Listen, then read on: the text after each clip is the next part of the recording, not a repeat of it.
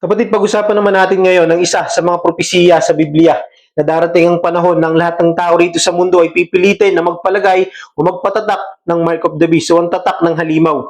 Ano nga ba ang katotohanan tungkol dito? Ano nga ba ang sinasabi ng salita ng Diyos sa bagay na ito? Pag-usapan natin yan ngayon, kapatid. Sinasabi sa Book of Revelation, chapter 13, verse 16 to 17, sa pilitang pinatataka ng ikalawang halimaw ang lahat ng tao sa kanang kamay o sa noo, maging sila'y dakila o hamak, mayaman o mahirap, alipin o malaya, at walang maaaring magtinda o bumili malibang sila'y may tatak ng pangalan ng halimaw o ng bilang nakatumbas ng pangalan niyon.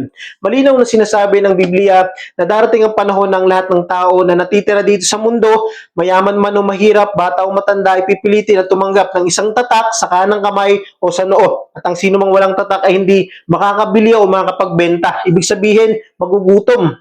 Tatanggalan ng karapatan dito sa mundo. Pero kapatid, ang tatak na ito ay hindi lang tatak para sa pisikal na katawan.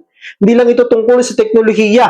Hindi lang ito tungkol sa pagbili. Hindi lang ito tungkol sa pagtitinda, sa sistema o sa pumumuhay dito sa lupa. Dahil ito ay spiritual decision. Pagtanggap ng tatak na ito ay tanda ng pagsunod, pagsamba at katapatan mo sa Antikristo at hindi sa ating Panginoong Hesukristo. At kapatid, tila ang mundo natin ngayon ay unti-unti nang nagiging handa sa ganitong sistema. Patuloy na paglaganap ng mga cashless transactions, digital IDs, global control system. Ngunit hindi natin sinasabi na ito na agad ang panahon na yon. Pero parang pinapakita sa panahon natin ito ang mga maaaring simbolo ng ganitong uri ng pagkontrol. Hindi lamang dito sa bansa natin, kundi globally. Kung ganun, maaaring tinatanong mo ngayon kung kailan ito magaganap.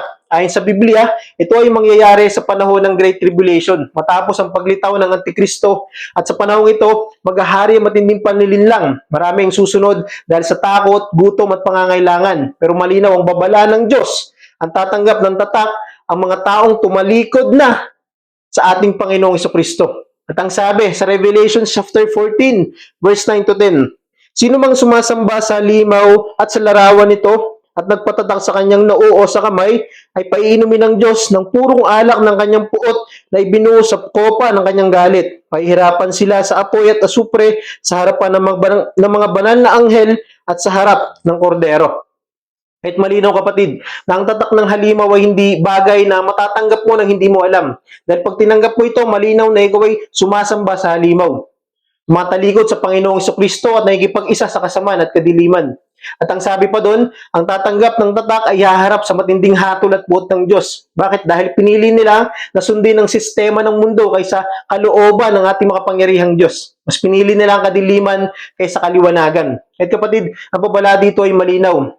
Huwag mong ipagpalit ang panandaliang ginhawa sa walang hanggang kaparusahan. Anong silbi ng pagkain na makakain mo, ng pera, ng kaginhawaan dito sa mundo? Kung kapalit naman ay walang hanggan at walang kapantay, walang katapusan, walang hanggang pagdurusa doon sa impyerno. Maaring yung panahon natin ngayon, sinasabi na sumubay ka na lang. Ganito na talaga ang mundo ngayon. Pero tandaan mo kapatid, ang mga anak ng Diyos ay hindi tinawag para sumubay sa kaliguan ng mundo, kundi para lumakad sa katwiran ng Diyos. Sinabi ng Panginoong Hesus sa Matthew chapter 24 verse 24, sapagkat may mga lilitaw na huwad na Kristo at mga huwad na propeta. Magpapakita sila ng mga kamanghamangang himala at mga kababalaghan upang iligaw kung maaari maging ang mga hinirang ng Diyos. Sabi ng Panginoong Hesus, darating ang matinding pandaraya at maaaring maligaw pati ang mga hinirang. At kailangan natin ng discernment mga kapatid, ng salita ng Diyos at ng tunay na relasyon sa ating Panginoong Hesukristo. Ang magandang balita dito kapatid ay may kaligtasan pa ngayon at habang wala pa ang mga panahong ito na hindi pa nangyayari mga ito, habang may pagkakataon ka pa, tinatawag ka ng Diyos na magbalik loob sa Kanya at tanggapin ang ating Panginoong Hesukristo sa iyong buhay. Dahil ang Panginoong Hesus ay hindi lang tagapagligtas, siya rin ay hari at hukom na magbabalik. At ang tanong ngayon kapatid ay kung kanino ka papanig, kanino ka sasamba at magiging tapat. At ang hamon sa iyo ng Diyos ngayon kapatid, sandaling ito na narinig mo ang mensahe at katotohanan, huwag mong ipagpaliban. Lumapit ka sa ating Panginoong Hesus, ibigay mo ang buhay mo sa Kanya, isuko mo ang lahat sa Kanya, tanggapin mo siya ng buong puso at mamuhay ka sa Kanyang kalooban. Dahil ang tunay na seguridad ay hindi galing sa sistema ng mundo, kundi mula sa ating Panginoong Hesukristo lamang. Amen?